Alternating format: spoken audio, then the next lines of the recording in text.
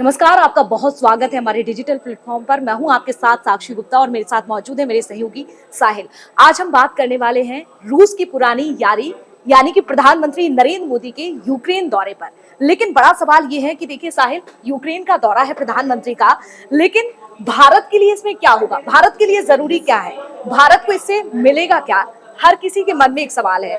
और बड़ी बात यह है कि जब प्रधानमंत्री नरेंद्र मोदी कहीं भी दौरा करने के लिए जाते हैं तो कहीं ना कहीं पूरी दुनिया की नजरें भी बनी होती हैं।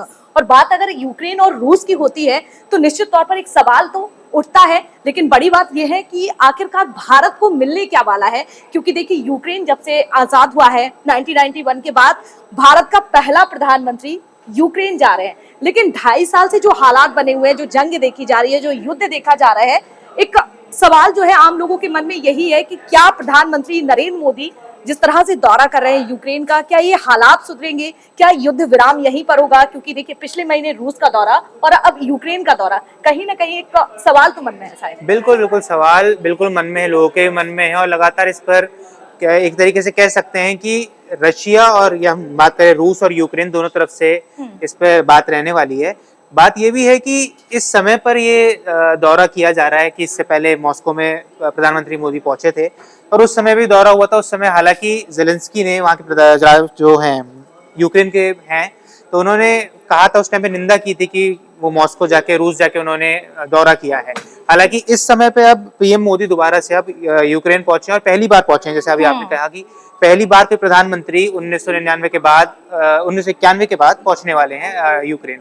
तो काफी चीजें बदल सकती हैं, काफी चीजों में बात हो सकती है, खासकर शांति वार्ता के ऊपर बात की जा सकती है। क्योंकि जिस समय पे ये सब हो रहा है, तो अगर आपको याद हो तो 6 अगस्त के आसपास यूक्रेन ने एक हमला किया था रूस पर।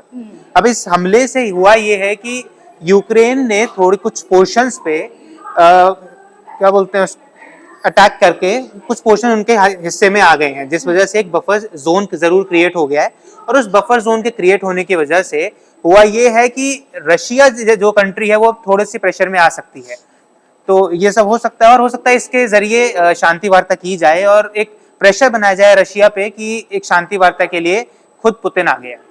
और ये भी साहिल, कहीं ना कहीं यूक्रेन के दौरे से लग रहा है कि क्या विश्व पटल पर भारत की एक अलग पहचान बन रही है, क्या एक अलग छवि बन रही है। हालांकि ये देखना दिलचस्प होगा, लेकिन जब प्रधानमंत्री नरेंद्र मोदी ने रूस का दौरा किया और जब बातचीत हुई, ये कहा गया कि मिसाइलें, बंदूक, बम चलाने से कुछ भी नहीं होगा, कहीं ना कहीं शांति बरतनी चाहिए।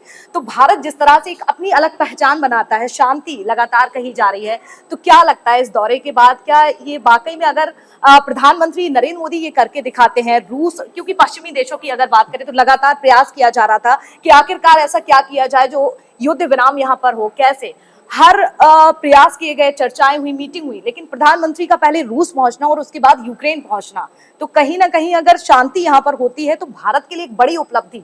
बिल्कुल, शांति होती तो एक बहुत बड़ी उपलब्धि है। क्योंकि एक बात और है कि यूक्रेन के साथ बहुत समय पहले एक नोट साइन हुआ था, एक क्या वो कह सकते हैं हम, एक संधि साइन हुई थी जिसमें कुछ एयरक्राफ्ट्स भारत को मिलने थे। जिस वजह से जब से ये वॉर हुई है, जब से लड़ाई शुरू हुई है, उसके बाद से वो जो डील थी वो कहीं ना कहीं अटकी हुई है। तो कहीं ना कहीं प्रधानमंत्री मोदी ये जरूर चाहेंगे कि इस दौरे के बाद उस डील को सैंक्शन करवाया जाए और जल्द से जल्द वो जो डील है वो फाइनल की जाए। क्योंकि वो $400 मिलियन की वो डील है, तो ऐसे में प्रधानमंत्री मोदी जरूर चाहेंगे कि वो डील फाइनल हो जाए।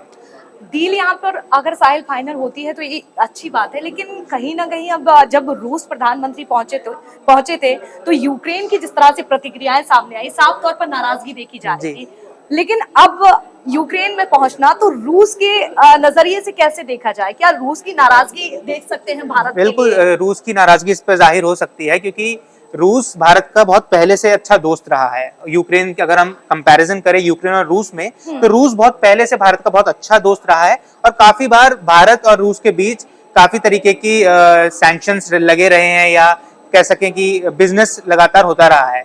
अब यूक्रेन के केस में ये है कि यूक्रेन के पास क्योंकि कुछ कंपनीज है, जैसे कि जो नेवी में हमारी टर्बाइंस यूज होती हैं, उन टर्बाइंस वो टर्बाइंस बनती हैं यूक्रेन में। ऐसे ही जो हमारा एयरक्राफ्ट है एयरफोर्स का AN-32, तो ऐसे 105 या 107 एयरक्राफ्ट्स अब भी यूक्रेन में बनने थे जिनको अपडेट किया जाना था। तो इसके बाद हो सकता है कि ये काम किया जाए। हालांकि हाँ, रूस इस पर आपत्ति जता सकता है कि आखिर प्रधानमंत्री मोदी क्यों पहुंचे हैं, मगर प्रधानमंत्री मोदी ने एक बात और साफ कही थी कि हम विश्व बंधु बनना चाहते हैं। हम किसी के साथ भी हम कभी नहीं चाहेंगे कहीं पे लड़ाई हो, कहीं पर किसी तरीके के जंग छिड़े। हम हमेशा शांति के पक्ष में रहते हैं और ये प्रधानमंत्री मोदी ने बहुत पहले ही साफ कर दिया। ये मैसेज देने की कोशिश करी। लेकिन प्रधानमंत्री नरेंद्र मोदी का देखिए तीसरा कार्यकाल और तीसरे कार्यकाल में पहला दौरा करते हैं रूस का। एक तरफ रूस की बात करते हैं तो रसिया की नजदीकियां जिस तरह से चीन से देखी जा रही हैं और यहाँ पर भारत की नजदीकियां यूक्रेन से, तो कहीं ना कहीं ये रिलेशनशिप जो है क्या मैसेज दे रहे हैं? देखिए, जो रिलेशनशिप है काफी कह सकते हैं बहुत कंट्रोवर्शियल हम कह सकते हैं, क्योंकि भारत और चीन की बहुत ज्यादा अच्छी नहीं बनती है और वहीं पर कुछ समय पहले रशिया और चीन की भी कुछ खास अच्छी बन नहीं रही थी। मगर अभी कुछ हाल ही के दिनों में जब शी जिनपिंग की मुलाकात हुई है पुतिन के साथ, तो उसके बाद से काफी इनकी दोस्ती देखी जा रही है और ऐसा ही कुछ हो सकता है कि कुछ प्रेशर बनाया जाए, चीन की तरफ से भी कुछ प्रेशर बनाया जा सकता है। मगर देखना दिलचस्प रहेगा कि क्या ऐसा हो पाएगा, क्योंकि रूस इतनी जल्दी भारत की दोस्ती मेरे को नहीं लगता है कि छोड़ेगा, क्योंकि बहुत पुराना रिश्ता है ये।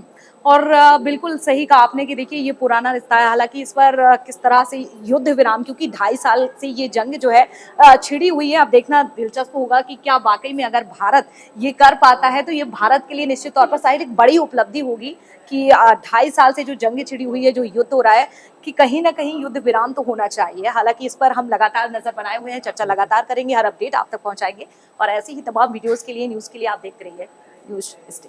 न्यूज नेशन अब व्हाट्सएप पर खबरों के ताजा अपडेट के लिए न्यूज नेशन के इस QR कोड को स्कैन करें।